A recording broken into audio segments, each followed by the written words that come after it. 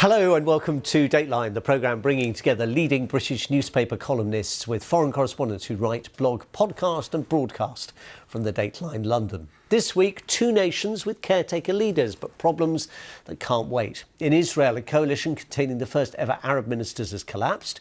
Joe Biden has been in the Middle East seeking more Saudi oil. They and the Israelis want the United States to pledge action against Iran. Here in the UK, a famous and not so famous five are vying to succeed Boris Johnson as leader of the Conservative Party and Prime Minister. But in a context of tax cuts, is that the answer to what even ministers describe as a cost of living crisis? In the studio to discuss all that, Stephanie Baker, American journalist and senior writer at Bloomberg Businessweek. Abdelbari Atwan, who was born in Gaza when it was under Egyptian control. Based in London since the late 1970s, he writes on Arab affairs. And Ian Birrell is a columnist with the Mail newspapers. He's reported from all around the Middle East in his time and was a speechwriter on the then Conservative leader David Cameron's successful general election campaign in 2010. Welcome to you all. Let's begin in the Middle East, if we can. Stephanie Baker, Joe Biden is engaged in this Middle East trip. Started in Israel, then met the Palestinian leader, Mahmoud Abbas, and then on to Saudi Arabia to meet Mohammed bin Salman, the controversial crown prince. What does he want from this visit, and particularly what is he seeking from Saudi Arabia? Right. So I think this is a trip that you could say that he didn't really want to make. It is controversial, particularly in the Democratic Party, because of Mohammed bin Salman's record on human rights, because of it's being seen as a backtracking on his promises on climate change. And Biden has billed this as primarily about regional security, about, fostering, greater ties between Israel and Arab countries under the Abraham Accords, pushing that further, building, possibly extending the Yemen ceasefire. But ultimately, it's about getting more oil from Saudi Arabia, and that is probably the most challenging part of the trip. Now, from what we understand, he's unlikely to leave with any concrete commitments on that front. It remains to be seen, but some people are viewing this as a sort of reward for OPEC committing to increase production in June. But in reality, I think that the scope for both Saudi Arabia and the Emirates to increase production is pretty limited. I think between them, they have the capacity to increase production by something like 3 million barrels a day at best. And that's, it sounds a lot, but it's not really in terms of global demand and the price at the moment. It's like 3% of global output, and it is seen as more or less the amount that Russia might produce and be taken out by sanctions by the end of the year, but it's not really going to move the dial much in terms of prices at the pump, so to speak. It raised a question in my mind. Whatever happened to energy independence, which was something that Donald Trump boasted about when he was in the White House? I think that was more of a Trump slogan, a bit of bravado, right, divorced from reality. I mean, the U.S., of course, is a major world producer of oil and energy, but it's not like the U.S. didn't import energy products. Russia, for instance, accounts for before the war, accounted for about 8% of U.S. oil imports. The U.S. is tightly integrated with world oil markets. So I think that was a bit of a misnomer.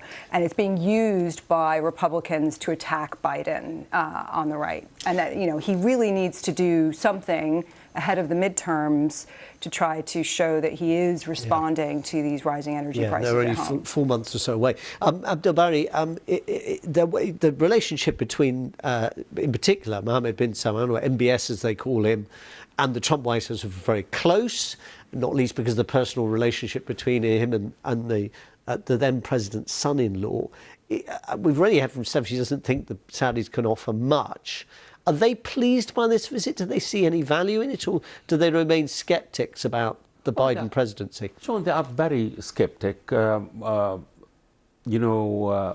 was very tough with the Saudi. He said he will isolate Mohammed bin Salman, the crown prince, the de facto ruler of Jamal Saudi Khashoggi, the journalist. Yeah. So, and also he actually avoided most of Middle Eastern leaders, to be honest, even Sisi in Egypt and other part of the Middle East. So I believe now he is there saying, I'm sorry to the Saudi. He wants to achieve 4 things.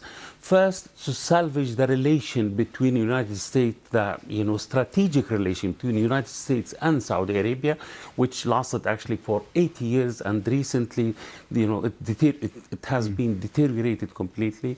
The second thing is to put pressure on the Saudi, the United Arab Emirates, and other oil producers in the Gulf region to increase their production, hoping that they could actually bring the prices of oil down. But you accept what Stephanie says about its limited, the marginal impact. Yeah. The third thing is how to integrate Israel in the Middle East, to make some sort of integration and to be integral part of the Middle East by normalization of relations. The fourth thing, which is very important, is how to confront the Iranian.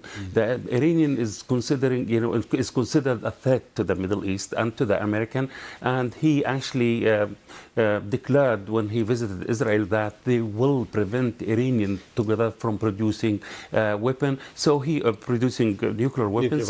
He is saying that I want to establish some sort of Arab NATO in order to confront the Iranian. Now that's an intriguing thought. Ian, just before we move on directly to Iran, which is clearly where the realpolitik puts them really all on the same side, the Americans, the Saudis and the Israelis. When Joe Biden was in Israel, he said he was pleased to be in Jerusalem, in the capital of Israel, which of course really was a concession made by Donald Trump when he was president. It looks like the Biden presidency has accepted now the US embassy is not going to be moved back to Tel Aviv. It's staying in Jerusalem, notwithstanding Jerusalem remains a contested city in terms of the dispute between the Israelis and the Palestinians, and therefore of Palestinians' backers in the Arab world. In what other ways do you think Donald Trump has rewritten the rules of engagement in the region? I think it's very interesting that you had Biden, who was so critical of Trump's Middle East policy, but actually he's treading in the footsteps of Trump. He's done very little really on the two-state. He looked, he paid lip service to it, but there was very little there. He did hardly anything in terms of offering hope towards the Palestinians. A very brief meeting with the Palestinian leader. A little bit of aid and not much more than that. And then, of course, he's having to turn his whole policy upside down on Saudi Arabia. So in many ways, what you're seeing with, I think, is the weakness of Joe Biden, who's doing pretty much what Trump was doing in terms of policy, with 1 or 2 exceptions, and at the same time turning around on all the things he was saying earlier.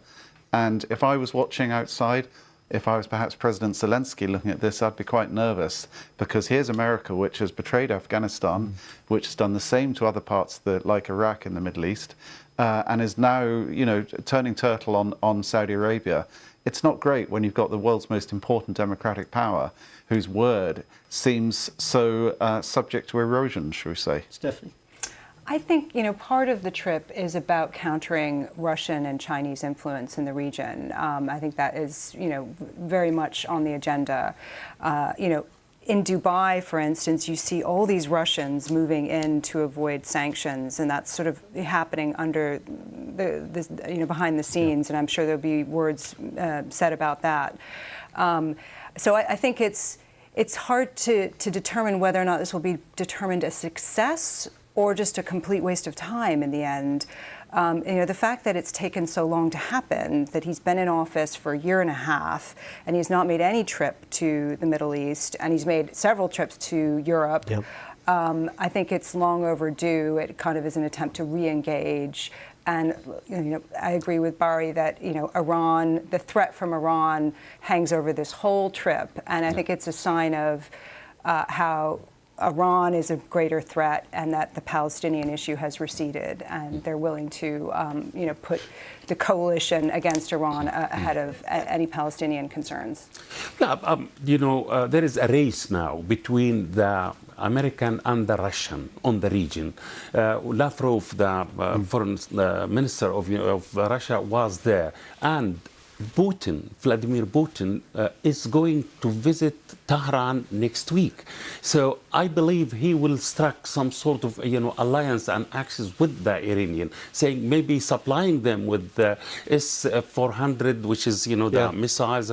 May also, he will learn from the Iranian how to confront the sanctions, the American sanctions against Iran. So I believe, with the Middle Eastern people, they lost trust on the American, to be honest, because Biden, when he came, he was, championing the human rights. He was against the death of Jamal Khashoggi, the Saudi journalist, and he is saying that I'm not going to shake hands with Mohammed bin Salman. Now he is turning everything down, and he's trying to save himself, his popularity in the United States, and to beg them actually to help him, to help them, oil-wise or also gas-wise, which is the name of the game now. It raises the question, Ian, that in a sense almost it's a bit like kind of Back to the Future. We were talking about how Europe again is dividing between, the kind of the NATO side, the Russian side, just as it between the West and the Soviets. Now we hear from Barry that the same is happening again in the Middle East, just as it did in Soviet days. And also what I think is really tragic about American policy and Western policy, British policy as well, is that in their efforts to curtail Iran, all they've managed to do is strengthen Iran. So, invading Iraq actually ended up strengthening the hand of Iran. And again, we're seeing the same, but they're being sluggish in their response to Assad's brutality and crushing of protests. They gave Obama not living up to his threat that if the red line is crossed on chemical attacks, he didn't do anything, and that gave Putin space to move in and establish links there to such an extent that Syria is now, along with North Korea, one of only 2 countries in the world which recognises the Moscow Stooge republics stolen, Donetsk and Luhansk. And it is a tragedy, I think, that at every step, all the American and Western policy seems to be doing is actually enhancing and helping because it's being so badly done. Stephanie, Yair Lapid, the temporary caretaker Prime Minister of Israel, now that this coalition government has collapsed, in a sense offered him a bit of cover before he arrived, saying, well, look, I might sign an Iran nuclear deal if it was beefed up. Is there any prospect of it being beefed up, or is the view now that because of Ukraine, because of the global inflation, all the rest of it, actually this is no longer the game in town, that the nuclear deal with Iran has kind of happened and it's not coming back? Yeah, Biden did say that he wanted to revive talks with Iran over the nuclear deal right before going on this trip. And a strange timing on that, since he knows that many of the people he was going to meet are very, against the deal and view Iran as an unreliable partner. So I think most people think that the Iran deal is dead in the water, that it's going to be impossible to revive given everything that's happened. And I don't think it's going to go anywhere at this point, and there's so much opposition to it in Congress right now. Abdul Bari, one other thing that is worth touching on is just the politics inside of Israel. This coalition was unique in the history of Israel because for the first time there were Arab ministers serving. Yes. In the end, that part was one of the reasons that it collapsed. But notwithstanding that, do you think in any sense that has changed the dynamic within Israeli politics? Could it have a longer-term impact? Well, it was a precedent. An Arab actually joined the Israeli government for the first time for 74 years. So it was a controversial thing among the Arabs, whether inside Israel or outside. So, but this government did not last simply because it was about 8 parties participating in that. With one common cause, getting Benjamin Netanyahu out of office. So I believe now the Israeli politics in a disarray, exactly like the British politics in a way or another, to be honest. Yeah.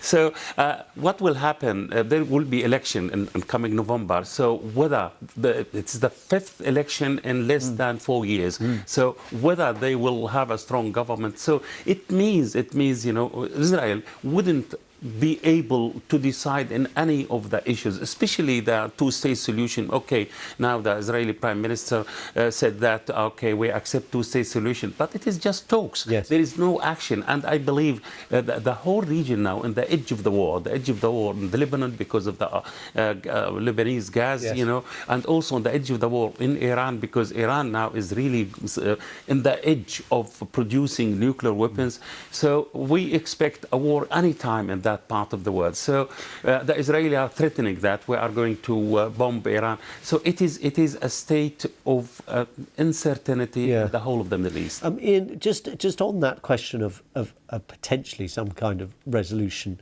in terms of Israel and the Palestinians, it looks pretty bleak at the moment. I mean, he met Mahmoud Abbas.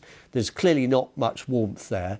There are Americans who think Mahmoud Abbas, who hasn't faced an election in years because it always gets put off, cancelled it, is not the greatest interlocutor in terms of promoting the cause, however much history and support he may have had in the past.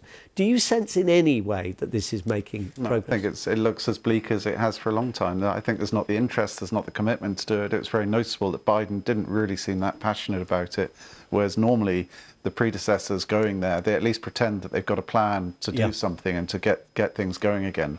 He barely even did that. The Palestinian leadership is terrible, whether it's the leadership in Gaza or the leadership in the West Bank. It's corrupt, it's awful. It's repressive. It doesn't allow people to voice.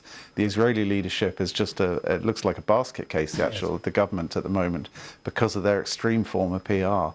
And I actually would like to see PR here, but their very extreme form. Not that particular version. Just allows so many parties, and it's just become impossible to find a strong and stable government there, to use a catchphrase popular here. Let's say, there is one point which is extremely important. Now the West Bank, is changing. Now the extremists are having the upper hands, and now there are a lot of attacks against Israeli target inside, simply because people are frustrated. There is no any hope for the Palestinians. Even Biden, when he visited them, he didn't pay any attention to just saying two-state solution. But okay, what are you going to do? Even PLO is still on the terrorist American list until this moment, and he never actually transferred or established a consulate on East Jerusalem for the Palestinian American consulate. So I think this trip actually added to the problems in the Middle East. Let's move on to talk about the British Conservatives. Ian, you have this past connection, albeit brief, with the British Conservative Party. We have these top three candidates. As we are speaking on this programme, sitting all here together, there is the first of a number of debates taking place. They'll continue all through the weekend. They will then continue beyond the weekend as the number of candidates reduced on Monday this week by British Conservatives voting again their MPs to whittle the list down. The three frontrunners are pretty clear. Rishi Sunak, the former Chancellor who resigned and helped bring down Boris Johnson, Liz Truss, who is the Foreign Secretary, and Penny Mordaunt, who's a relatively unknown junior minister. Kind of give us a sense of what your impressions is of these three and what they might mean, if anything, different for Britain. Well, I think they will be different because they're not Boris Johnson and they're not Theresa May, and each Prime Minister brings a different flavour and a different character. It's been very interesting, I think, to see how far the Conservative Party has moved in recent years, so that everyone is now a Brexiteer. No one accepts that Brexit's causing any problems, so there's this pretense that it's all going great. The fact that even the most moderate candidates accept the Rwanda asylum deal, which is to send refugees and to pay a dictator to host them in Rwanda, and a pretty repellent dictator at that. Everyone signed up to that, which is a sign of where they are in terms of immigration.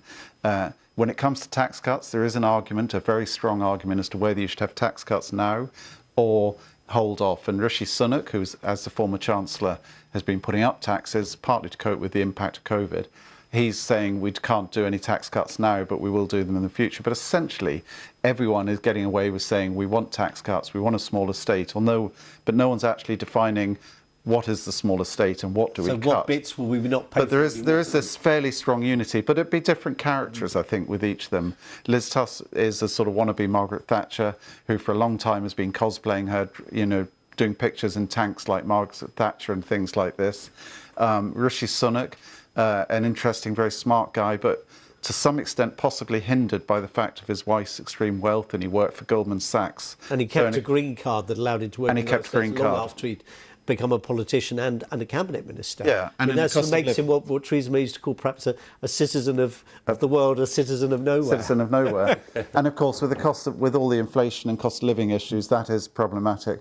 And Penny Mordaunt is this sort of blank canvas for many people, which is a strength because people can project onto her what they want. But she's making the other candidates nervous, Stephanie. And what's interesting, just to add one thing, what's really interesting about her is she was a Brexiteer, but she's also very socially liberal. And it's really interesting mixed here. And she has a sort of Navy background, which always ticks nice boxes in the Conservative Party. So she is an interesting sort of potpourri of policies and backgrounds. Stephanie, I was standing next to her party trying to do a broadcast on Wednesday evening, and there was a brass band playing not just various military themes and the national anthem, of course, but even a selection from Mary Poppins, which I thought was rather intriguing. So we were getting a spoonful of sugar to help the medicine go down, right?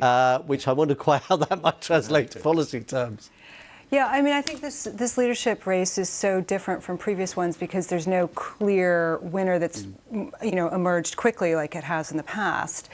And the other thing is because the Tories have been in power for 12 years, they're all coming out with these ways to fix various problems that we're facing, inflation, the NHS, and pretending like they haven't actually been in power for 12 years, that they're kind of running against the establishment and that they don't actually bear any responsibility for it, which is very odd. And I think, all of them are, barring Rishi Sunak, are proposing unfunded tax cuts, and a sort of bonfire of Brexit regulations is the way to kickstart the economy. And I think that's not really going to cut it in the end. I mean, what we're facing in the winter is a very bleak scenario of energy crisis, rising, gas prices, Putin probably cutting off gas from Europe. And already the NHS is on its knees, and I don't think any of them really have the sort of ideas to really solve the problems at hand. And I mean, it's just remarkable that there's been 4 prime ministers in 12 years. It's been governing by chaos. And how can you set an economic policy effectively if there's just so much crisis? You're governing really by crisis. Everyone also wants to spend more on defence, of course, as well. Now they do, yes. Sure, I've been in this country for 40 years. I never seen this country facing this stagnation, political stagnation. And to be honest, problems after problems, scandals, stabbing in the back, divisions. And you can see the political process is not actually as it used to be. I don't want to sound like old man or old man, but Perish the this thought. is the fact, to be honest, Sean. Yes. Now we have hopefully some changes. This country is drowning, to be honest. There must be, strong leadership. The Conservative Party, the Labour Party, all these two, pillars of the British politics, they have to move to save the country. Now we have the inflation 10%. We have the problems of energy, but, the services, public services are really deteriorating, as, Stephanie said. So, this country should be saved. I believe there is a chance now. There is, an opportunity on the Conservative Party. So I hope it will be fruitful this time. But we still have some time to wait, Ian, before we get a new Prime Minister. I mean, the 2 other candidates, Kemi Badenoch and Tom Tugendhat, they're a little way back in terms of MP nominations. Next week, we'll get it down to the final 2. They then go out to Conservative Party members. We won't get a new Prime Minister until September. No, and it is, of course, to win this battle, you've got to appeal, first of all, to MPs in a party which has basically been remade by Brexit and Boris Johnson, so it has shifted to a more populist right. And then you've got to appeal to the constituency activists, who tend to be older and quite conservative. So, and then you've got to somehow flip and appeal to the whole country. It is a slightly odd process. This is the problem I have with this process, is that the next Prime Minister will be elected by, 150,000 Tory members? We don't actually know because they don't give us the figures any longer. So, but we know that they are overwhelmingly white, mostly male, mostly older, and more of them supported Brexit by far than the country as a whole. And so I think it raises questions about the legitimacy of the government. I mean, I don't think any Tory leader would dare to call a new election now with Labour but they may 10 call one points quick. ahead. It's possible they'd call one quickly if they have a bubble in the poll. And it's interesting how they then flip away. We have to finish. We have to finish. Forgive me. Just I'm happy 10 to seconds. see Sunak there is really the top for the time being. Integration is excellent. Abdul Bari Atwan, Yeah. Stephanie Baker, Ian Burrell, thank you all very much. Just one last thought, since we're going to get heavy temperatures in the UK next year, next week up to perhaps 40 degrees. An emergency minister has been appointed for that. Brings back memories of the minister for the drought back in 1976. 200 years there hadn't been a summer as hot as it was in 1976. The then Prime Minister appointed Dennis Howell as the Minister for the Drought. A few days later, it began to rain. Let's hope the rains are coming soon. Whatever you're doing next week, keep well, keep covered and keep indoors if you can. That's Dateline London. Back at the same time next week, whatever the weather brings. From all of us, have a good time. Bye-bye.